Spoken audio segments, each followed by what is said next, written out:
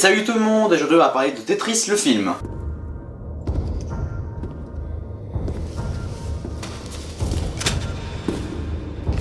Non mais ça parle de la création de Tetris hein. Du coup le film parle de Hank Rogers qui va aider Alexei Pajitnov, désolé pour la prononciation hein. Donc c'est le créateur russe de Tetris. Et grâce à Hank Rogers, les droits vont réussir à sortir de l'URSS. Ah oui en fait c'est une vidéo neutre, du coup il n'y a pas d'allusion au communisme, d'accord? Bon. Alors le texte.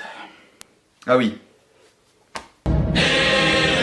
Bon après c'est un peu romancé je pense parce qu'à un moment il y a une course poursuite de voitures et ils font des cascades un petit peu trop impressionnantes donc à mon avis c'est pas vraiment passé comme ça. Mais bon je comprends pourquoi cette histoire a été adaptée au cinéma, c'est tellement incroyable et en plus ça illustre bien les tensions qu'il y avait entre l'URSS et les USA durant la guerre froide vu que c'est des Américains qui veulent acheter un jeu russe et du coup l'histoire va partir hyper loin alors qu'il parlait d'un jeu vidéo. Alors ce film moi j'ai trouvé qu'il était très bien déjà grâce à la performance de Taron Egerton donc qui joue Hank Rogers donc c'est un bon acteur et je trouve qu'il joue très bien dans ce film. Mais aussi grâce à la mise en scène que j'ai trouvé très bien parce qu'en fait au début du film le montage il va très rapidement d'une scène à une autre, la mise en scène est très rapide mais dès qu'on arrive en URSS et bah là la mise en scène est beaucoup plus lente, le montage aussi et les couleurs sont beaucoup plus ternes ce qui donne un peu cette ambiance pesante avec du suspense. Et il y a aussi des moments où par exemple il y a un nouveau personnage qui arrive dans l'histoire et puis c'est écrit genre Player 3 avec sa modélisation 8 bits et ça j'ai trouvé que c'était des bonnes idées qui font lien avec le jeu vidéo. Et les personnages aussi sont très attachants, par exemple j'ai bien aimé l'histoire de Hank Rogers et sa fille parce qu'au début il dit qu'il va aller à son concours de chant